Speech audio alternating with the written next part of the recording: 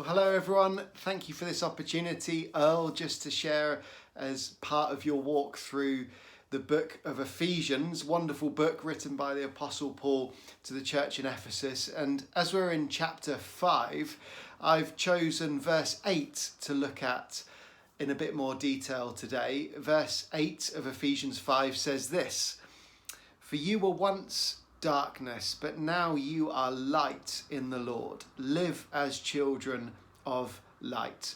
This whole passage in Ephesians chapter 5 is talking about the way we should live in light of the fact that we are children of the light, that we don't live in darkness anymore. It's a major theme in Scripture, light and darkness.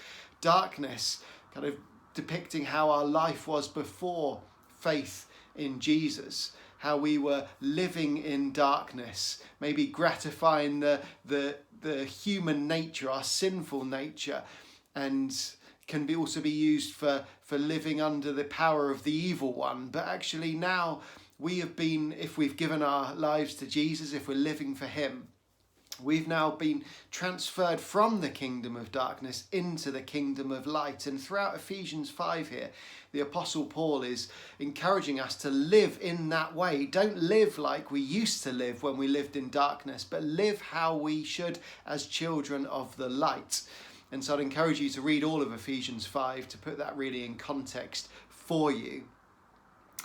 But this way of living as children of the light is a theme that's picked up right throughout, well, really the Bible, but really in the New Testament, and the Apostle Paul picks up on it a lot. To give you an example, when he writes to the Romans in Romans chapter 6, he's saying, shall we just live in a sinful way because of what Christ has done for us? So he's saying, no, we shouldn't do that. He talks about how we've ended our old life, how we've been buried with Christ, our old way of living, and how we've been raised to new life in him. He uses water baptism as a basis for explaining that. And that's what we do, of course, when we get baptized. We end our old life by going under the water, and then we come up and start a new life raised with Christ.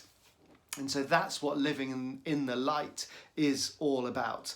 Let me just point out just very quickly, a couple of other places in the Bible where it talks about light and darkness, just to give you a flavour of how much this comes up in Scripture. So in Colossians chapter 1, again, the Apostle Paul says this: "For he has rescued us from the dominion of darkness and brought us into the kingdom of the Son he loves, in whom we have redemption, the forgiveness of sins." So rescued us from darkness, brought us into his kingdom, the kingdom of light. And then another main character in the New Testament, Peter, writes this in 1 Peter chapter 2, a very famous verse of Scripture. He says, "But you are a chosen people, a royal priesthood, a holy nation, God's special possession, that you may declare the praises of him who called you out of darkness into his wonderful light." And of course, we know that Jesus is the light of the world. In John chapter 8, as part of these wonderful series of I am sayings in John's Gospel, Jesus declares, "I am the light of the world." We see this prophesied in Isaiah chapter 9, that famous passage that we read most years at Christmas time in particular, where we hear about Jesus. We hear later on in Isaiah chapter 9, the writer saying, "For unto us a child is born, for unto us a son is given," clearly talking about Jesus coming. But earlier in Isaiah 9 verse 2 it says this: "The people walking in darkness have seen a great light. On those living in the land of deep darkness a light has dawned." And this is Jesus. This is telling about Jesus coming as the light of the world. But also in Matthew chapter 5, Matthew talks to us about us being the light. Yes, Jesus is the light of the world, but we're also encouraged in the Bible that we should be light to the world as well. Matthew encourages us by saying, you don't light a lamp and put it under a bowl. You don't hide it away, but you let the light shine so that others can see it. In my household, I'm the one who always goes around turning the lights off when they're left on. You probably have someone like that in every household, normally the person who pays the bill. And I hate it when a light is left on and it doesn't need to be on.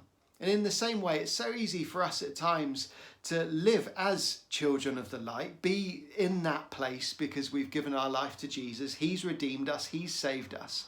But so often we can just be that light that's shining in a place where it's just off to the side. It's not really needed there.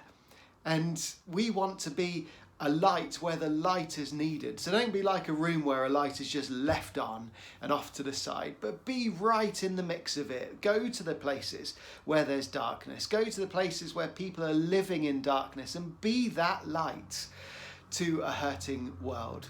Show people, because people will notice if you live in the way that Paul wants us to here in Ephesians 5. People will notice and they will see the light that shines in you.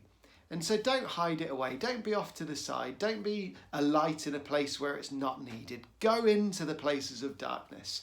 Shine your light. Point to the light of the world, but be a light to the world as well. God bless.